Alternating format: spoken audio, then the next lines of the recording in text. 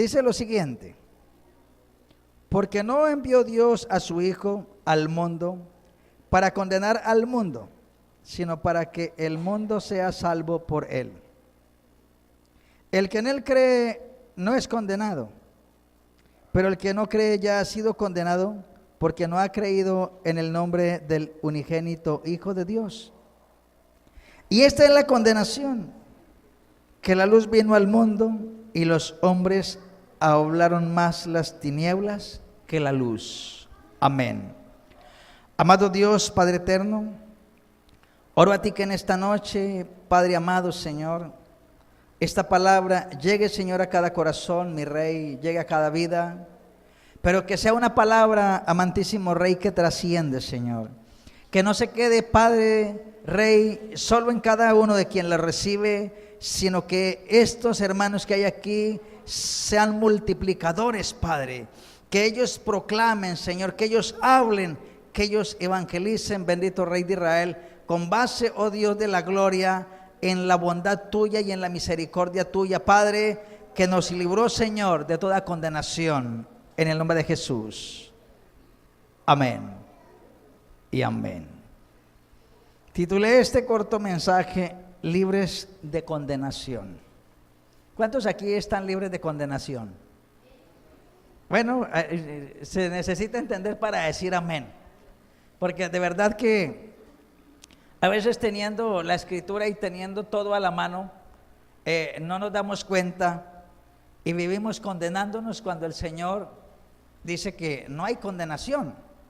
Entonces, lo que el apóstol Juan nos está diciendo aquí es que el Padre no envió al Hijo para condenar al mundo, ya que nosotros, los que ya no estamos en el mundo, somos libres ¿de qué? De condenación. Esta palabra en el hebreo es racha, que significa considerar culpable. Y la escritura dice que antes de Jesús, allá en Efesios 2:1 dice que estábamos muertos en delitos y ¿qué? Y en pecados, o sea, había condenación. Quiero expresarles algo a través de la palabra y quiero que vaya a Deuteronomio capítulo 25.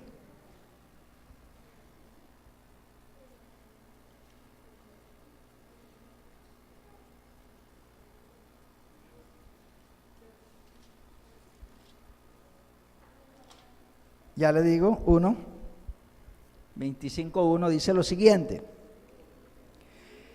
si hubiere pleito entre algunos y acudieren al tribunal para que los jueces los juzguen, estos absolverán al justo y condenarán ¿a quién? ¿A quién es que van a condenar?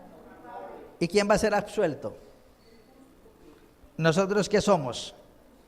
¿Justos o injustos? Si somos justos, dice la escritura que seremos absueltos. O sea, no habrá condenación para el justo.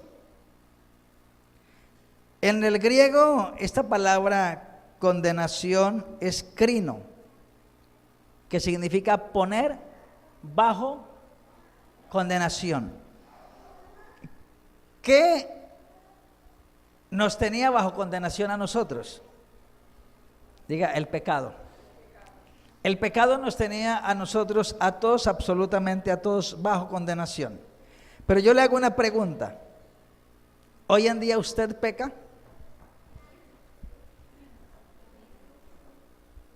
¿Hoy en día pecamos? ¿Usted qué piensa?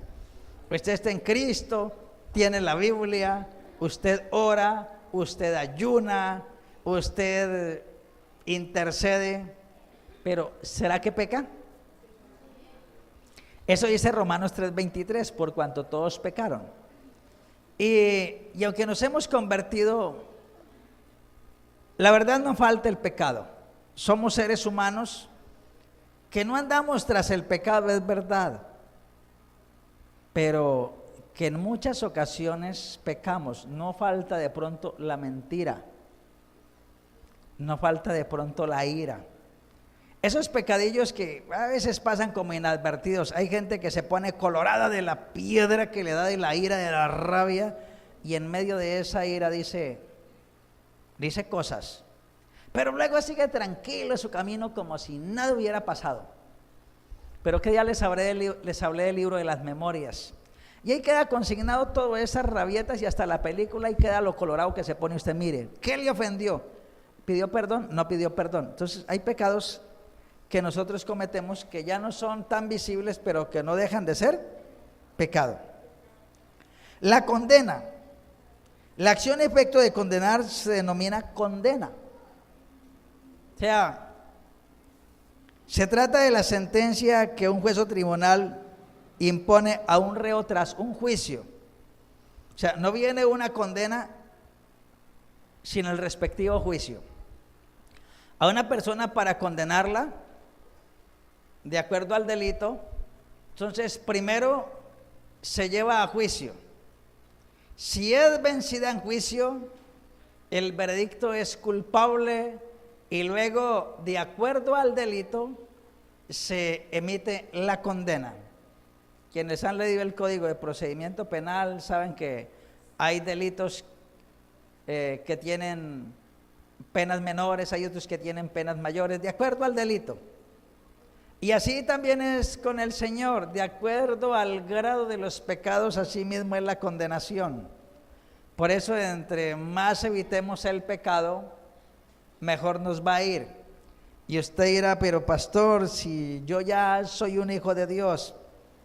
Pero recuerde que al que más se le da, más se le ¿qué? Más se le demanda. Y usted y yo, por ser hijos de Dios y por conocer la palabra, infringirla es una condenación doble. La condena es la pena que se le impone a un delincuente cuando se encuentra culpable. Entonces, todo esto que he enumerado viene a nosotros como consecuencia de pecar deliberadamente contra el Señor. Esta palabra que usted lee la da el Señor, aquí sí podemos decir para todos, porque hay gente a la cual se le predica y no recibe al Señor. Dice que Él no vino a condenar al mundo, sino para que el mundo sea salvo por Él. ¿Dónde estábamos nosotros antes de Cristo? En el mundo. De allá nos sacó el Señor. Pero si usted es una persona que tiene un pie en el mundo y tiene un pie en la iglesia, a usted ya la Biblia no le dice inconverso ni le dice mundano. ¿Cómo lo llama? Impío. ¿Y quién es un impío? El que, conociendo la voluntad de Dios, no la ejecuta, no la obedece. Entonces, si una persona conoce la voluntad del Señor porque ha leído la Biblia, pero vive como mundano, no le dice el Señor que es un mundano, que es un pecador, sino le llama impío. Cuidémonos de esa palabra, porque el impío en Apocalipsis es el mismo tibio. Y con el tibio, ¿qué hace el Señor?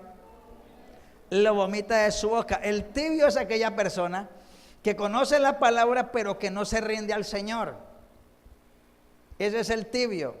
Está en la congregación, pero no deja la impiedad, sigue haciendo daño, sigue con su pecado, no le importa, viene, participa de la cena, se levanta, la toma, pero la impiedad le está condenando. Dice el Señor, este no está caliente, este está tibio.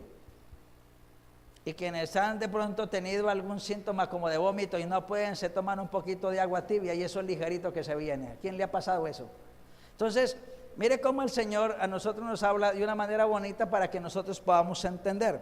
Pero dice, el que en Él cree, ¿no es qué? No es condenado. ¿Cuántos de ustedes aquí creen en el Señor? Todos decimos amén. Creemos. ¿Cuántos obedecemos? Una cosa es creer, otra cosa es obedecer. Dice, el que en Él cree no es condenado. Y el que no cree, dice, ya ha sido. Apocalipsis 21:8 dice, pero los cobardes e incrédulos, dice, ellos no van a heredar el reino del Señor. O sea, la incredulidad trae condenación. Y quiero que miremos un poquito en el libro de Romanos capítulo 8 algo que es extraordinario de parte del Señor. Y yo le hago una pregunta en esta noche. Usted que de pronto entiende algo ya de medicina, ¿para qué sirve la médula espinal en el ser humano? Si no tuviéramos médula espinal, ¿qué pasaría con nosotros? Estaríamos parapléjicos, ¿cierto? Que la médula espinal cumple varias funciones y una de ellas es permitir que el cuerpo tenga locomoción y también nutrir. Una persona que no tenga médula es una persona que es sumamente delgadita, flaca, porque es un elemento sustancial. Así lo mismo catalogo yo, son mis palabras, esto no es de un teólogo por allá, es lo que yo considero en mi humilde entender que es Romanos 8. Es la médula espinal de este libro de Romanos, y así como San Juan 3:16 consideramos que es como la médula espinal del Evangelio, porque él dice, porque de tal manera amó Dios al mundo que dio a su Hijo unigénito para que todo aquel que en él crea tenga vida eterna. Entonces, Romanos 8 nos habla a nosotros de vivir la vida en el Espíritu, y es algo que he estado estudiando también, porque hace tiempo vengo con y usted me ha escuchado a mí cada rato diciendo, tenemos que ser una congregación que ve y que ¿qué? Y que oye. Le hago una pregunta, ¿oye usted la voz de Dios? Un silencio, como cuando el cura dice, amén.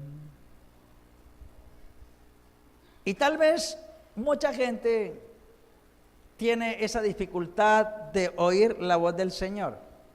Pero hoy vamos a aprender algo acerca de que muchos de pronto limitamos el escuchar al Señor por la incredulidad, y en el corazón decimos, es que tengo tantos pecados que yo creo que Dios no me va a hablar. A Pablo le pasaba lo mismo, pero antes de ir a Romanos 8, quiero que miremos lo que dice el apóstol Pablo aquí en el capítulo 7 de Romanos. Verso 19 del capítulo 7 de Romanos dice, de manera que ya no soy yo quien hace aquello, sino el pecado que mora en mí. ¿Qué está diciendo Pablo? Que hay un pecado que lo impulsa a hacer ¿qué? Y dice, ya no soy yo. ¿Qué moraba en Pablo? ¿Qué mora en nosotros? Y yo sé que en mí, esto es en mi carne, no mora el bien. ¿En su carne mora el bien? ¿Qué piensa? Porque el querer el bien está en mí, pero no el hacerlo. ¿Cuántas veces usted quiere hacer el bien y luego no lo hace? ¿Por qué no lo hace? Sí, porque no está en usted el hacerlo. Porque no hago el bien que quiero, sino el mal que no quiero, eso hago. Mire esta disyuntiva que nos presenta el apóstol Pablo. Por un lado quiere ser espiritual, pero por el otro lado dice, tengo un problema con mi carne, tengo un problema con el pecado. Y si hago lo que no quiero, ya no lo hago yo, sino ¿quién? Ahora no es que usted se desboque a hacer cosas de, pastor, usted leyó que es el pecado que mora en mí. Yo ya no tengo la culpa, ya no tengo dominio, es el pecado, me agarró, me llevó, me sumergió, me metió. Así que queriendo yo hacer el bien, hallo esta ley, que el mal está en mí. Porque según el hombre interior me deleito en la ley de Dios, pero veo otra ley en mis miembros que se revela contra la ley de mi mente y que me lleva cautivo a la ley del pecado que está en mis miembros. Oh, Pablo está hablando de cautiverios, y como que ante eso él no puede reaccionar. Mire lo que expresa en el verso 24. Miserable de mí, ¿quién me librará de este cuerpo de muerte? Esa palabrita que está en signos de interrogación, que él pregunta, ¿quién me librará de este cuerpo de muerte? Es más o menos el apóstol exclamando, ¿quién me podrá ayudar? ¿Quién me puede ayudar para ser libre de esto? Verso 25 dice, gracias doy a Dios por Jesucristo, Señor nuestro. Así que yo mismo con la mente sirvo a la ley de Dios, mas con la carne a la ley del pecado. Hasta ahí Pablo está hablando de que una parte de él le sirve a Dios y la otra.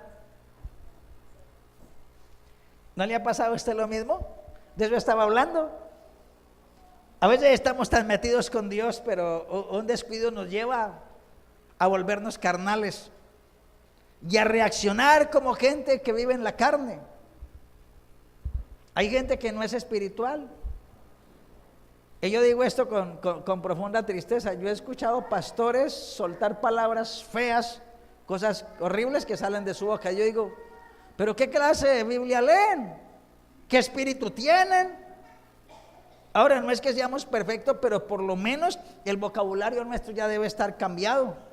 Usted no puede evitar un enojo, está bien, pero no reaccione con malas palabras. Póngase serio, todo lo que quiera, pero cuando hable con decencia. ¿Amén? ¿A cuántos aquí se ponen bravos todavía? Y agarran el teléfono y le provoca romperlo porque alguien no le dijo lo que quería oír. No, señor. Si usted es hijo de Dios, usted va a ver aquí algo bien tremendo y poderoso. Romanos 8:1. Esto me gusta. Diga conmigo, vamos a leerlo todos. Ahora pues, ninguna condenación hay para los que están en Cristo Jesús, los que no andan conforme a la carne, sino conforme a ¿qué? Y me llama la atención porque Romanos 8 es la continuación de lo que estábamos leyendo. Del pecado que mora en mí, dice Pablo.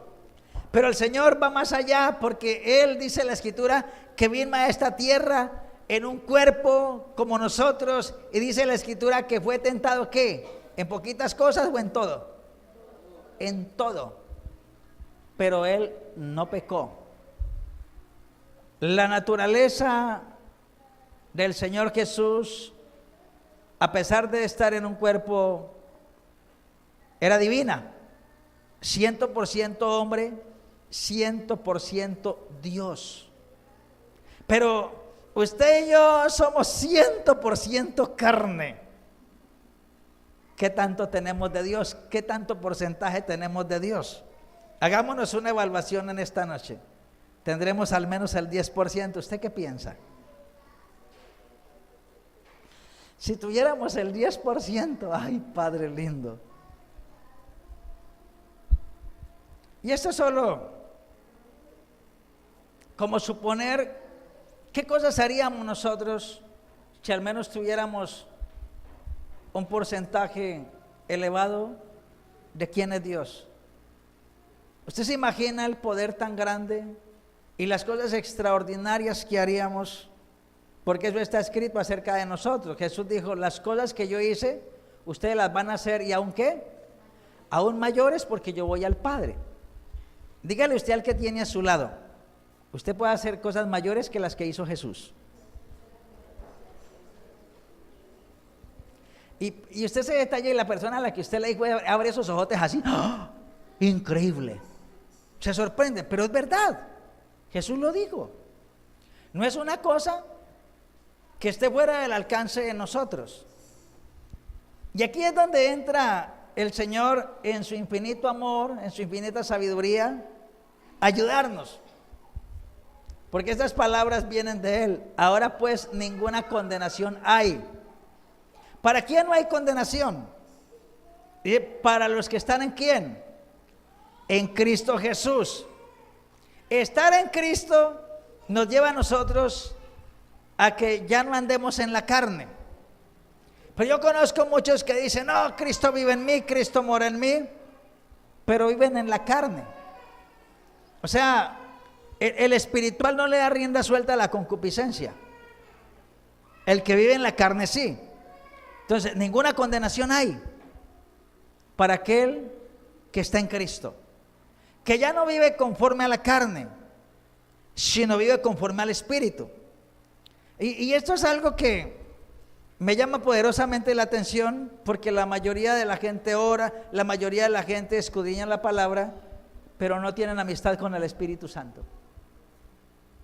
Triste es, y la mayoría en la congregación le pasa eso. No tienen amistad con el Espíritu Santo. Ellos oran y, pues como es la tercera persona de la Trinidad, no le demos importancia. Total, está de último entre los tres. Ojo con esto. Porque el Señor Jesucristo dijo, yo me voy, pero les voy a enviar otro consolador para que esté con ustedes por siempre. O sea, cuando nosotros aceptamos a Jesús, lo primero que Jesús imparte en nosotros es la promesa. Él dijo, yo no voy a estar físicamente aquí, pero les voy a dejar mi espíritu. O sea, nosotros somos el buen depósito del Espíritu Santo. En su corazón tiene que estar el Espíritu Santo del Señor. En su corazón tiene que estar, y usted tiene que guardarse en su hablar, en su mirar, en su tocar, en sus pensamientos, en todo. Llega gente y dice, pero pastor, yo no sé, a mí el Señor no me dice nada. Pues yo creo que tiene un problema con el Espíritu Santo. Quizá usted lo vive contristando, quizá usted vive haciendo cosas que no debe hacer, quizá su conducta deja mucho que desear, y ahí no puede estar Él, porque la palabra del Señor dice que Él es santo. En Efesios 4:31 dice el Señor, y no contristéis mi espíritu, no contristéis el Espíritu Santo con el cual fuisteis sellados para el día de la redención. Mire esto tan importante, fuimos sellados. Ahora bien, esto no es como cuando alguien llega y pone un sello en la casa, está en dice sellado o selló el negocio y después arregló y quitamos el sello. Usted no puede estar haciendo eso cada rato. Le ponen el sello, usted lo quita. No.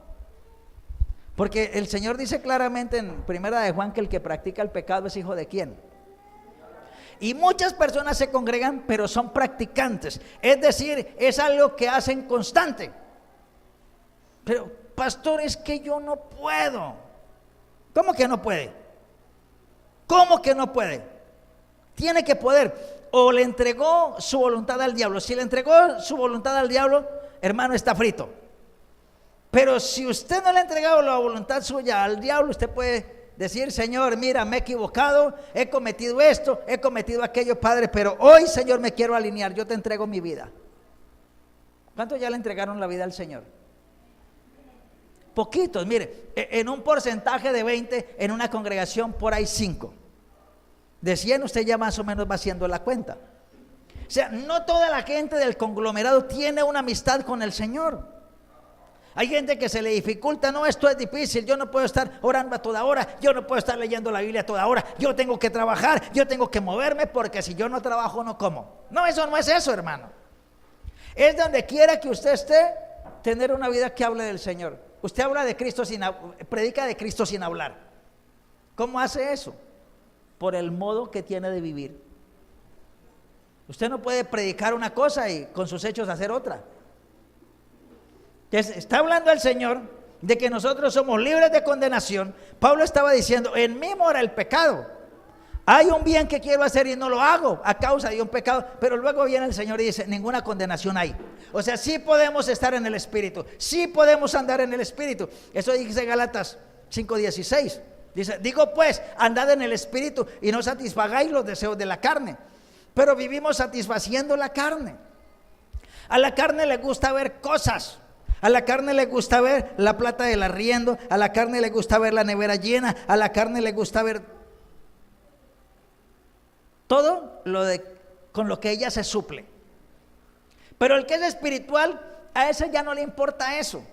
Por eso es que muchas personas le dicen a uno, pastor, yo al domingo a culto no voy, tengo un negociazo y es seguro que lo pierde. ¿Por qué? Porque no es el diseño del Señor. La Escritura dice que usted ya no camina por vista, usted camina por fe. Y el que tiene fe sabe que hay cosas que aunque no las mire, ya son de Él. Aleluya. Hay cosas que aunque Él no las mire, ya son de Él. Ninguna condenación hay. ¿Acaso usted fue condenado por el Señor a vivir en pobreza desde que se convirtió a Él? No. Usted tiene que leer la Biblia. La Biblia dice que el Señor, siendo rico, se hizo pobre para en medio de esa pobreza enriquecernos a nosotros. O sea, Él renunció a algo para que nosotros lo tuviéramos. Si nosotros nos devanamos los sesos, Señor, pero si yo no trabajo, mire como dijo el mexicano, pierdo la chamba. No, hermano, este es un asunto de andar en el Espíritu, de andar usted correctamente. Yo no sé, y yo le digo a la gente, es una cuestión de determinación. Yo le digo, ¿es que acaso solo el Señor en una congregación escucha al pastor? No, Señor, a todo el pueblo, pero es que el pueblo tiene que buscarlo. Yo le digo, Yo oro y a mí el Señor me responde. Yo sé que si usted ora, el Señor le va a responder, pero usted tiene que entregarse completamente a Él. El punto es, mis amados hermanos, que no andamos en el espíritu, nos dejamos llevar de los problemas. ¿Cuántos aquí tienen problemas? Dirá, pastor, yo tengo problemas. Hermano, olvídese de los problemas, porque a veces le levantamos un altar monumental a los problemas. ¿Cuánto le han levantado un altar al problema? Ay, grandote, y es mi problema que y a todo mundo le vienen contando lo que tienen. Mire que es que me duele una muela, que estoy a punto de quedar así, el médico dijo esto, y a todo mundo le están contando, y el altar cada día tiene algo más. Y alguien escribió: no digas que tienes un gran problema, dile más bien a ese problema que tú tienes un gran Dios. El problema es de qué tanto le creo yo al Señor estas palabras que Él escribió. Porque lo que me está diciendo el Señor es que yo estoy libre de condenación. Ninguna condenación hay. ¿Acaso Dios nos condenó a nosotros al traernos a este mundo y darnos vida? No. El asunto es que Él nos dio libre albedrío. Y entonces usted escoge cómo vivir. El Señor, cuando Marta fue y le dijo: mira, Señor, yo estoy ocupada en la cocina, tareas tengo, agua aquí, agua allí, y no veo que acabe. Y esta María, que debía estar ayudándome allá, ahí está a sus pies, Señor. Y Él le dijo: Marta, Marta, afanada y turbada está. Eso es para que los que se ponen a trabajar y le dan el último lugar al Señor, no le dan el primero es el dinero. El Señor le dijo a Marta: mira, María escogió la mejor parte. Y yo les digo a ustedes que están esta noche aquí, ustedes escogieron la mejor parte porque necesitaban escuchar esta palabra. Ustedes necesitan ser aterrizados y creerle al Señor que no hay condenación. Nosotros nos condenamos con nuestros pensamientos: no voy a tener, me va a ir mal si no hago esto. No es así. Es mi amor a Dios. Es mi amor a Dios. Él nunca me va a dejar a mí. Nunca me va a dejar. ¿Qué hizo Dios con nuestros pecados? Porque en últimas, lo que nos pone a nosotros mal con el Señor es el pecado. Vamos a ver qué hizo Dios con el pecado. Lo primero que dice es que Él no los puso en nuestra cuenta. Él no puso el pecado suyo en su cuenta. O sea, no se lo va a cobrar. Segunda de Corintios 5:19 dice esto. Anote la cita ahí para que en la casa la estudie. Dice que Dios estaba en Cristo reconciliando consigo al mundo, no tomándole en cuenta a los hombres los pecados, y nos encargó a nosotros la palabra de la reconciliación. ¿Qué es lo que está diciendo el Señor? ¿Qué no le tomó en cuenta a quién? A los hombres, pero a los hombres que se convirtieron a Él, a los hombres que comenzaron a creer en Jesús. Recuerde que la Escritura dice allá en Romanos 10:9 que con el corazón se cree que para justicia, pero con la boca se confiesa para salvación. Romanos 10:10. O sea, con el corazón es que usted tiene que creer. Usted no tiene un evangelio mental, usted no creyó con la mente, usted creyó con su corazón. El día que se enamoró, usted empezó a sentir cosas bonitas aquí en su corazón y no se aguantó y se le declaró a esa mujer o a ese hombre. Bueno, el hombre se le declara a la mujer, no las mujeres a los hombres. Entonces se le declaró a usted. Ella le dijo: mira, yo siento en mi corazón como burbujas, como que tengo que decirte esto. Es ahí donde nace el amor. ¿Dónde le nació a usted el amor por el Señor? Yo no creo que en el hígado.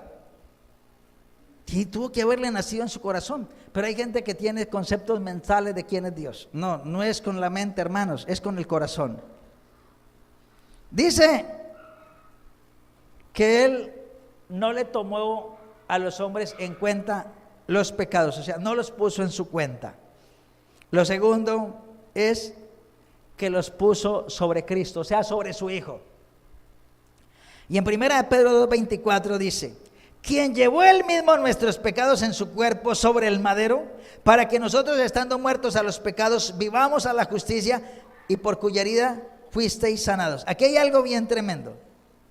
Lo que está diciendo el Señor, para aquellos que les gusta cargar la cruz y que llega el mes de mayo y todavía hacen su cruz, dice la Escritura que el cuerpo sobre el madero. Los pecados nuestros no fueron sobre el madero. El madero tenía el cuerpo y esos pecados nuestros fueron sobre ese cuerpo. Y dice más, por cuya herida fuimos nosotros, ¿qué? Curados. ¿Está usted enfermo? ¿Tiene alguna enfermedad? Comienza a mirar en la palabra a qué tiene derecho.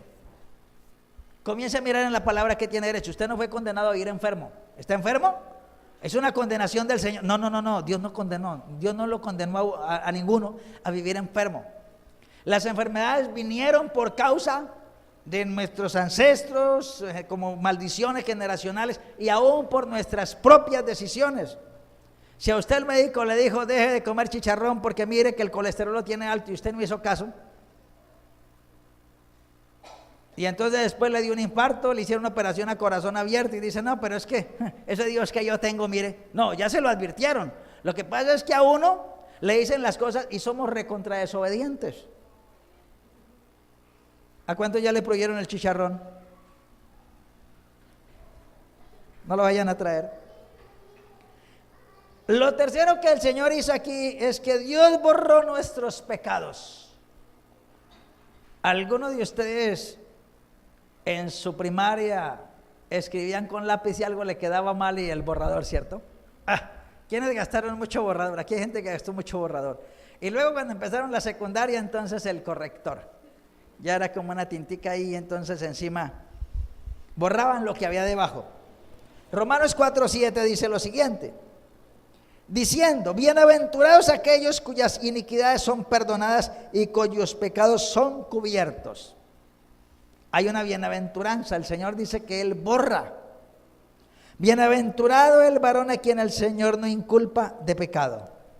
Estamos todos haciendo referencia a Romanos 8:1, donde dice que ninguna condenación hay, y lo que estoy exponiendo es lo que el Señor hace con nuestros pecados. En este punto estamos diciendo que Él los borró, ya no están a la vista de Él. Bienaventurados aquellos cuyas iniquidades son perdonadas y cuyos pecados son cubiertos. Cubrir es algo que está tapado, usted ya no mira lo que está debajo. Lo cuarto que Él hizo fue, Él los alejó de nosotros. ¿Qué alejó de nosotros? El pecado. Yo recuerdo una oración que yo hice luego de que me convertí al Señor. Yo tenía muchos amigos que también eran alcohólicos como yo y venían aquí a buscarme y nos inventábamos cualquier fórmula para salir de la casa, y entonces luego que salíamos yo me demoraba a veces unos 2 días en volver y me convertí al Señor y le dije, Señor, que esos no vuelvan. Señor, que esa clase de amigos que yo tenía en esa época, le dije, Señor, que no vuelvan. ¿Y sabe qué pasó? No volvieron. Eso hace el Señor con aquello que lo incita a uno al pecado. Salmo 103,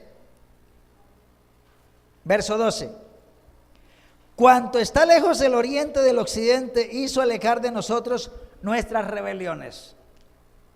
Oiga, ¿usted no se ha dado cuenta que de pronto era rebelde y eso se le fue quitando? Eso le fue pasando. El Señor hizo alejar la rebelión de su corazón.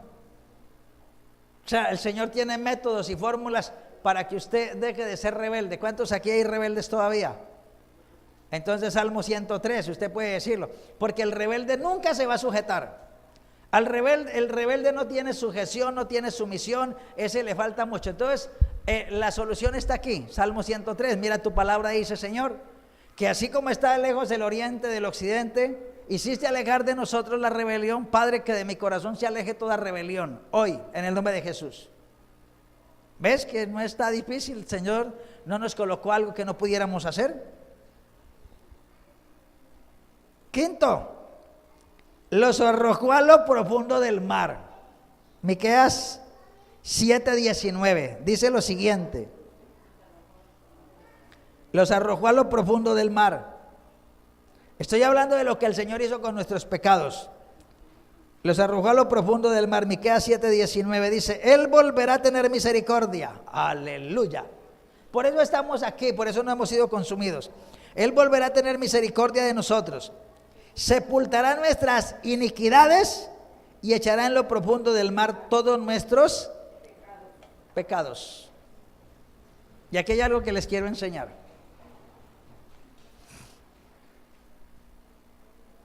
¿De quién va a echar los pecados a lo profundo del mar? ¿De quién?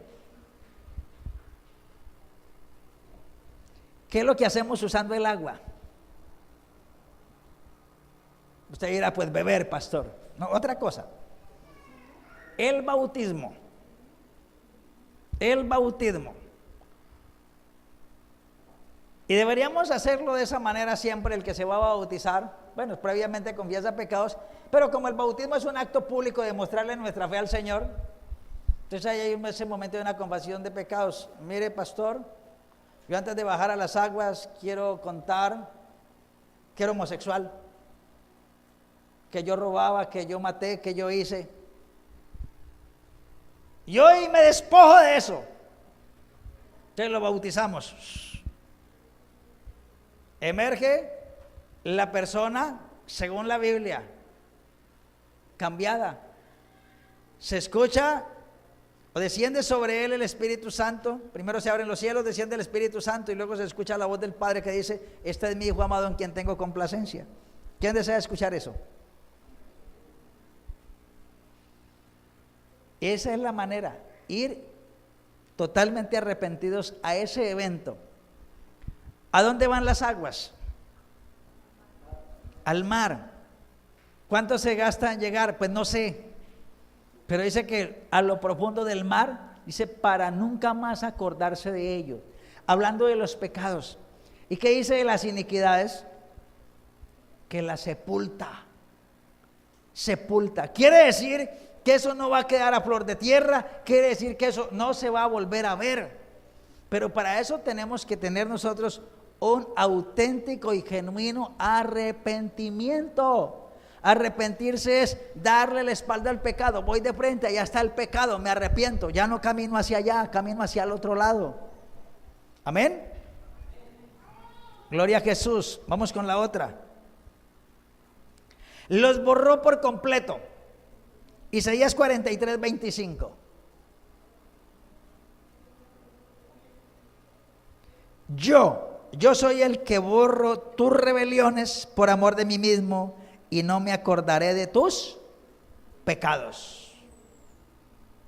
Mire que el Señor no está diciendo que por amor a usted, no está diciendo que por amor a nosotros, dice por amor a mí.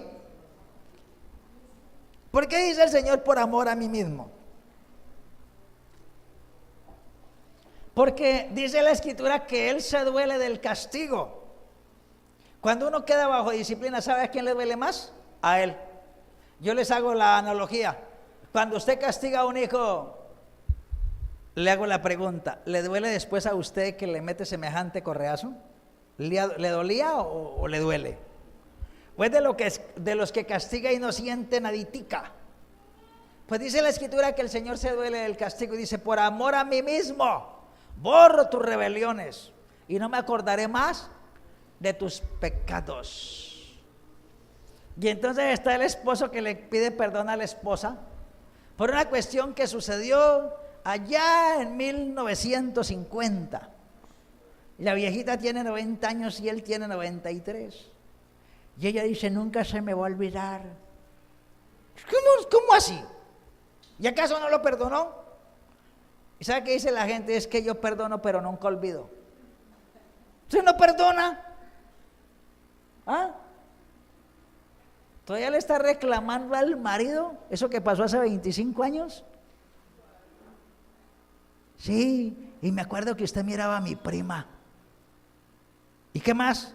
Y se acuerda todo. Alguien dijo: las mujeres son histéricas. Otro dijo: no, yo no son histéricas, son históricas, se acuerdan de todo. Lo recuerdan todo. Con pelos y señales. ¿Y cómo estaba yo vestido ese día? Y eso le cuentan a uno todo. ¿A qué hora llegó? Todo eso como si lo tuvieran anotado. El hermano Augusto se ríe. Es como una película que él está viendo ahorita. ¿Ah? Si él no se acuerda y nosotros somos hijos de Dios, tenemos que tener lo mismo que tiene el Padre: un corazón perdonador. ¿A quién aquí le cuesta perdonar? No, aquí ninguno. Pero duran que no le hablan al pobre. 7. No se acuerda más de nuestros pecados. Hebreos 8:12. Dice, porque seré propicio a sus injusticias y nunca más me acordaré de sus pecados y de sus iniquidades. Dice el Señor, seré propicio. O sea, y el propicio, Jesucristo es el Cordero inmolado desde antes de la fundación del mundo. El Señor tenía un plan de redención y dice, Jesús es la propiciación por todos nuestros pecados. Y Él dice, porque seré propicio a sus injusticias. Ahora, no es que al Señor le gusten los injustos, pero cuando uno pide perdón, el Señor dice, voy a ser propicio a esa injusticia. Y nunca más me acordaré de sus pecados y de sus iniquidades. Por eso ya no hay condenación para nosotros. Tremendo. Y quería desglosar esto un poco más, porque de verdad que a nosotros nos falta tener más intimidad con Dios, con el Señor, para conocerlo a Él a través de la palabra, llorar la palabra y darnos cuenta de que Él puede hacer muchas cosas. Pero al Espíritu Santo lo hemos dejado siempre allá como es el que llega de tercero, el que gana la etapa es el Padre, el otro es el subcampeón y Él siempre llega de tercero. Entonces la gente no le da importancia. Y el Señor dice que hay un pecado imperdonable y es la blasfemia contra el Espíritu Santo. Ahora, no estamos blasfemando, pero no le estamos dando la importancia, no le tenemos en alta estima como debiéramos. Y una de las cosas de las que se agrada el Señor es que cuando comienza el temor a venir a nuestro corazón y ya no hay el deseo de fallarle a Él, el Espíritu Santo se regocija. Empieza usted a sentirlo, Él comienza a hablarle. De pronto usted está orando y comienza a llorar y usted llora. Usted no sabe por qué llora, pero Él es Él que lo está ministrando. Es Él el que está haciendo esa obra. Usted no lo mira, pero sí lo siente. Y hay gente que es insensible a Él. Y esta noche vamos a dejar esa insensibilidad, porque si bien es cierto, el Señor dice que ya no hay condenación. Está listo, usted se puede arreglar. Tiene un asunto, tiene un problema, bueno, lo arregló. Y ya está fuera de condenación. Pero, ¿y qué de la relación? ¿Qué es su amistad con Él? ¿Qué de aquello bonito que le hable? Que usted esté orando y usted siente esa brisa fresca, porque Él hace eso. Él se hace notorio de muchas maneras. Usted siente que Él lo acaricia, de pronto siente una brisa fresca y usted dice, ¿quién prendió el ventilador? ¿Quién? No hay ventilador, es Él. O sea, hay un poco de sensaciones, aunque el Evangelio no es por sentir, es por fe. Él se manifiesta de muchas maneras y uno lo puede sentir. Usted lo va a sentir cuando Él le habla. Usted lo va a sentir cuando le permite ver cosas, le permite escuchar. Y es fenomenal eso, de verdad que hacia allá debemos apuntarle. Pero quiero ir un poquito más al grano con esto y escribí estas cosas que me parecen importantes, sobre todo aquellas personas que están enfermas o que tienen problemas demoníacos o tienen problemas económicos o problemas físicos. No estamos condenados. No estamos condenados al fracaso. ¿A quién aquí le han fallado los negocios? ¿A quién no le han salido como quiere? ¿Sigue intentando? Usted no está condenado al fracaso.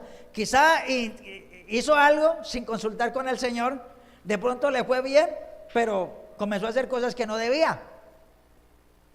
O de pronto está en un negocio y usted no tiene el don para ese negocio. Búsquelo que sí es.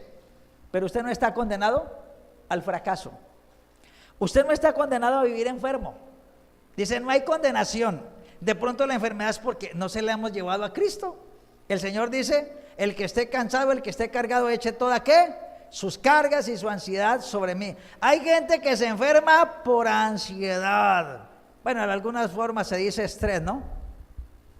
Hay gente que dice, uy, estoy estresado. Y hay gente que se estresa tanto, dicen que esas enfermedades del colon, dicen que es puro estrés, que el estreñimiento es estrés. ¿Está usted estresado? Aquí no hay gente que sufra de estrés, ¿no? ¿O seré solo yo el que no sufro de eso? Ahora, a mí no se me ha ido cayendo el pelo por estrés, no vayan a pensar eso tampoco. Pero es entregarle eso al Señor.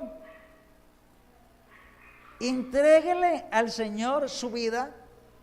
Y una de las cosas bonitas que creo que el domingo, no sé, tengo una palabra que me está llegando, es la bendición sacerdotal que está en Números 6:25, donde dice el Señor una partecita: y ponga en ti paz. ¿Cuántos no tienen paz? Ahora, no se vayan a afiliar a la funeraria La Paz, no, inversión, no, allá no se van a afiliar. Esa no es la paz del que el Señor está hablando. El Señor está hablando de que en medio de nuestras crisis, en medio de nuestros problemas, podemos tener paz. Pero hay gente que se deja robar la paz. Tienen una deuda y eso se ponen, tienen un problema con la familia y la gente de afuera paga el pato. Yo no sé cuántos tendrán jefes de aquí que de pronto el jefe llegó por la mañana bravo, usted lo saludó: jefe, buenos días, ¿qué tienes de buenos? En la casa le hicieron algo, tuvo un problema y llegó a descargarse con los empleados. No, la gente no tiene por qué pagar una situación que usted está viviendo. Hay que aprender a afrontar esto de la mejor manera. Usted no está condenado a vivir en la pobreza. La Biblia no dice que usted está condenado a eso. El Señor dice: amado, yo deseo. ¿Cuál es el deseo de Dios? Que usted prospere. ¿Por qué no tiene? Quizá malas decisiones. Quizá usted... No, ese tema es muy amplio, no, se lo voy a dejar ahí quietico. Pero usted no está condenado a vivir en pobreza. No está condenado. Usted no está condenado a vivir con que se despierta a medianoche y siente que la bruja la tiene encima. No, usted no está condenado a eso. Dios el Señor dice en su palabra que en Cristo Jesús somos libres de condenación por una razón. ¿Cuántos hemos creído aquí en el Señor Jesucristo?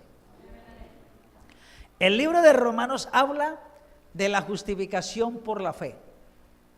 Deberían leerlo todo el libro de Romanos.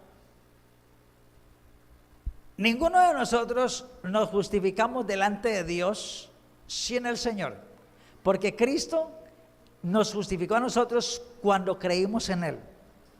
El que no cree en Cristo trata de justificarse delante del Señor y quiere ganarse el cielo como aquellos que construyeron la torre de Babel, que querían llegar al cielo a la manera de ellos. Y aquí hay mucha gente hoy en día, pero no es de esa manera. Es a través de Jesucristo. Y es a través de Él que usted esta noche va a ser impartido para que todo aquello que le tiene condenado a alguna situación difícil, el Señor lo quite de su vida, incluso lo quite de su familia. Amén. ¿Usted tiene algún familiar enfermo? Llévele la buena nueva de Jesucristo, Romanos 8:1. Y hablar de Romanos 8 es hablar de la columna vertebral de este libro, yo diría que del Evangelio, porque dice que los que somos hijos de Dios somos guiados ¿por quién? Por el Espíritu Santo del Señor.